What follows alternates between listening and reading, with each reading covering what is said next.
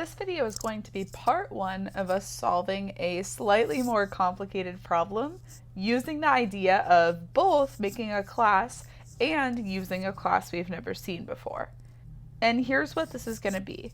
We're actually going to be solving a bit of a mathematical puzzle here. In this puzzle, which you may have seen before, we have two jugs. One jug of water that can hold 5 gallons, and one jug that can only hold 3 gallons. Thank you, WikiHow, for the pictures. Right now at the start, these two jugs are empty, and there's also no markers on the jugs. The only actions you can take are to fill a jug completely, empty a jug completely, or pour from one jug into the other. Now note, if I pour from let's say I fill the 5-gallon jug and then pour it into the 3-gallon jug can only fit 3 gallons, which means 2 gallons would stay left over in the 5-gallon jug. Similarly, let's say I had 3 gallons currently in the 5-gallon and the 3-gallon was full. If I poured from the 3-gallon into the 5, it would fill the remaining 2 in the 5 and I'd have 1 left over in the 3-gallon jug. So what's the puzzle? We're trying to get exactly 4 gallons of water in the 5-gallon jug. Take a second and pause the video and see if you can think of a solution. Remember, your only actions that you can do are fill either jug, empty either jug, pour from one jug into the other, kind of both directions. All right, so there's actually 2 ways that you can go about solving this problem. And I'm going to show you one of them. To start, let's fill the 5-gallon jug, which would leave 5 gallons in the 5-gallon jug. But since I haven't done anything with the 3-gallon jug, there would be nothing in the 3-gallon. Then my second step is to pour from the 5-gallon jug into the 3-gallon jug. That would actually leave 2 gallons left over in the 5-gallon jug and leave me with 3 gallons full in the 3-gallon jug. Then what we're going to do is we're actually going to fully pour out the 3-gallon jug. So if I pour out the 3-gallon jug, the 5-gallon jug stays the same. 3-gallon jug has nothing in it. Then I'm going to pour everything from the 5-gallon into the 3. If I do that, this will now have 0, and there will be 2 gallons in the 3-gallon. Then let's fill the 5 gallons. So here I've got 5, and here I've got 2.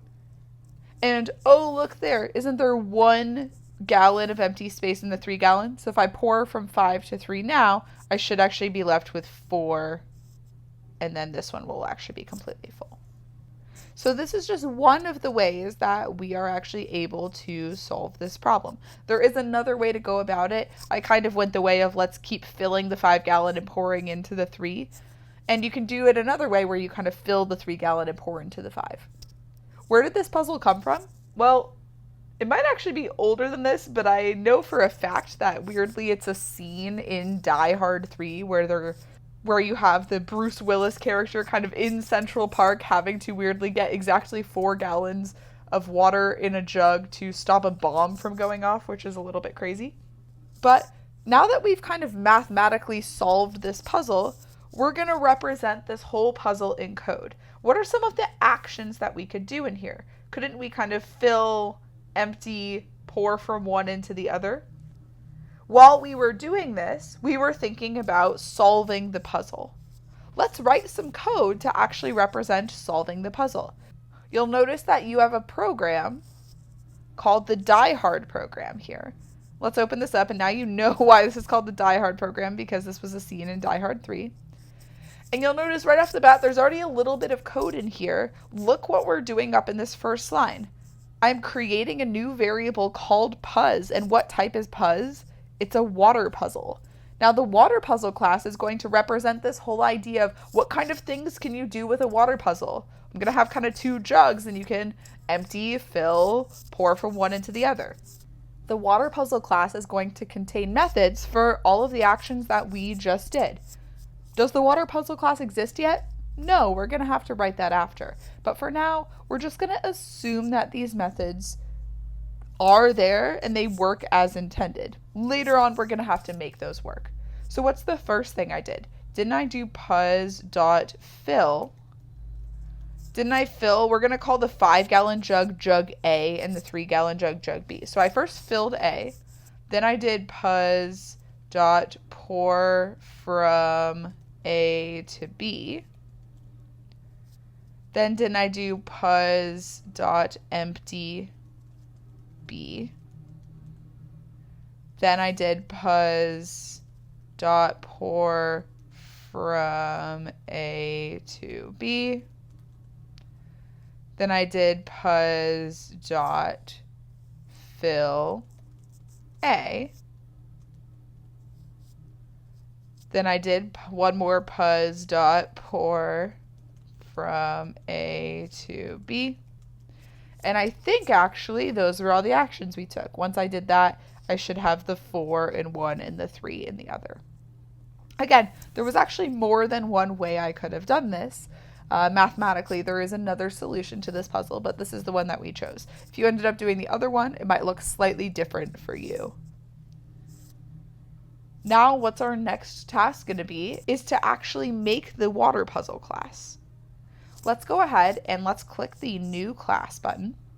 Remember, I have to name this exactly as it is in the program, so WaterPuzzle. And I'm going to drag it down here to be next to DieHard, and let's open it up.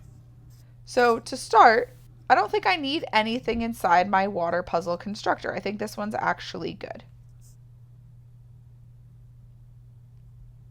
Let's do the method signatures for the rest of this.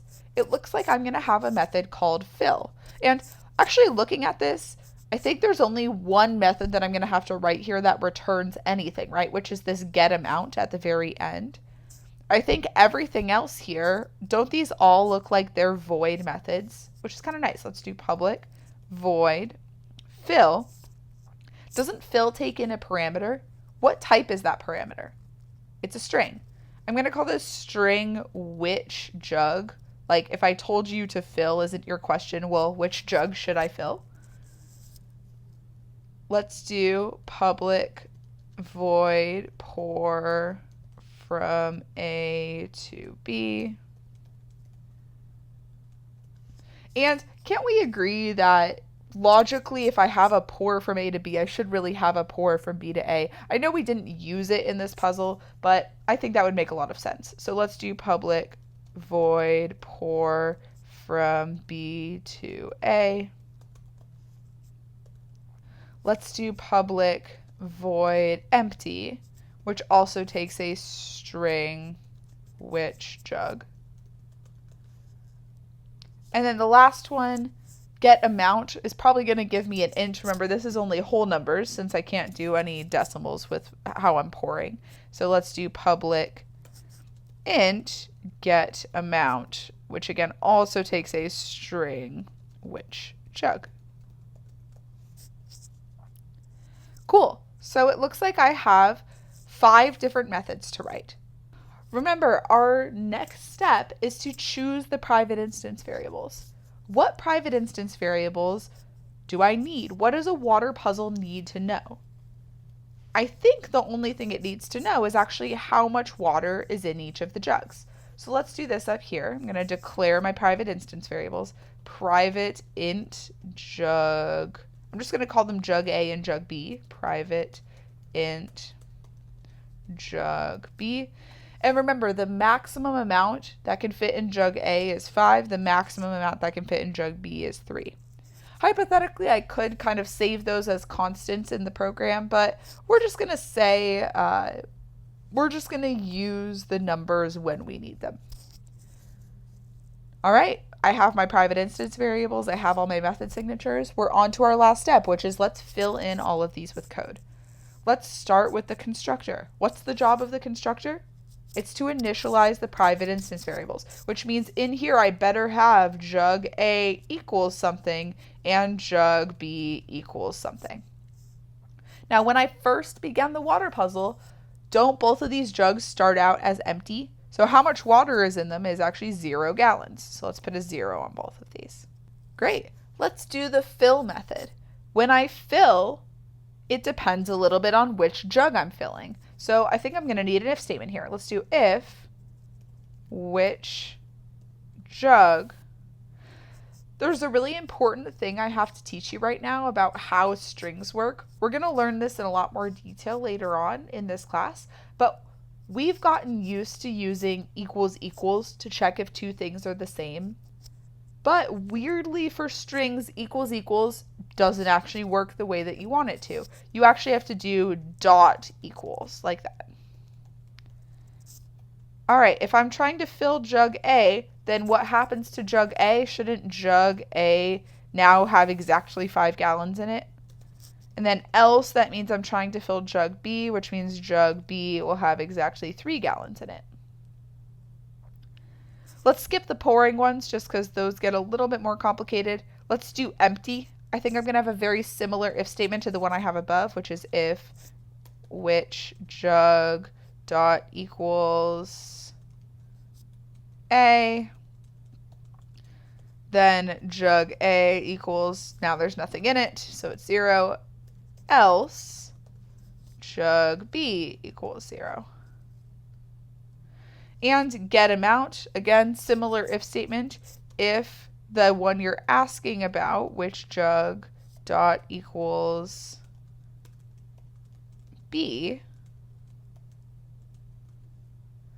then we're going to return jug B. Don't ask me why I flipped the order there. I guess I just did. Else, let's return jug A. All right. Well, now we've got the pouring. Now, I've left the pouring between jugs to the end because it's a little more complicated, just mathematically. There's kind of a couple different scenarios of what could happen here. To make my life a little easier, doesn't this pouring all really depend on how much space is in the jug that I'm trying to pour into? So in this first method, pour from A to B, since I'm pouring into B, I care about how much space is in jug B. So let's do this. Int space in B equals, it's max 3 gallons minus whatever's in jug B right now. Now I have two scenarios from this, right? Either I have enough water in jug A to fill all of the space in B, or I don't. And since I have two scenarios, that's something that I need to check. So let's do this. If jug A is less than the space in B, then what happens here? Well, jug B will get everything that's in jug A, and jug A will end up being 0. So let's do jug B equals jug B plus jug A, and jug A equals 0. Before we do the else, I want you to kind of look at this line of code for a second, or these two lines. Doesn't the order of these two lines actually really matter? I actually do need to do this one first. What would happen if I flipped these? I would set jug A to 0 and then try to add it into jug B. It's like you took all the water that was in jug A, threw it to the side for some reason, then tried to pour from A into B. So careful when you're doing stuff like this, because sometimes when you're using variable values and trying to add one into the other in some way like this, the order might really matter of kind of how you're doing those lines of code. Okay. Else, isn't this the case where either all of my liquid fits into the space or is more than what fits into the space? In that case, won't jug B be completely full? So I can say jug B equals 3. And won't jug A lose however many gallons was left as space in B? So let's do jug A equals jug A minus space in B. I think pour from B to A is going to be very similar. The logic is almost exactly the same. I'm going to say maybe the worst sentence anyone in teaching has ever said. You're going to copy everything and pour from A to B down to pour from B to A. And then how are you going to make it work? You're going to change all your A's to B's, your B's to A's, your 3's to 5's, and your 5's to 3's. Sounds horrible, but you basically just need to swap everything. Let's make this space in A is going to be 5 minus jug A. Let's say if jug B is less than the space in A, then jug A is equal to jug A plus jug B, and jug B is equal to 0. Otherwise, jug A is equal to 5, and jug B is equal to jug B minus the space in A. Now, we didn't actually logic through this to do it, but just trust me that this is actually exactly what you want to do, since these are pretty much the same logic, but the opposite operation.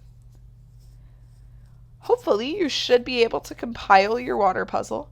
And remember, you have to put a space in your DieHard program, but then you should be able to compile that, assuming you kind of named everything correctly the way it was supposed to be. Now let's go ahead and run our DieHard program. It's actually only going to print out one thing, which if we did it right should print out 4. And that 4 means that I have 4 gallons inside jug B.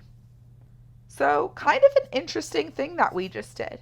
We wrote 2 different bits of Java code. The first one that we wrote was the idea of solving the water puzzle. So solving some mathematical puzzle or riddle. When we wrote the water puzzle class, this was us actually making the math work of like, how do I pour from one to the other? We can see here that what we've done is sort of a kind of decomposition. I could have actually done these in one bigger program. I didn't actually need to make this water puzzle class, but because I did, my DieHard program is actually really easy to write. When I was writing the DieHard program, all I had to do was focus on this idea of how do I solve the water puzzle? How do I solve this riddle? And then when I was writing the water puzzle class, all I had to do was think about how do I figure out the math of how do I pour jugs into each other and fill them up and empty them. Because I have decomposed these into a class and a program that uses that class, I've made my life easier intellectually while I've been thinking through this problem.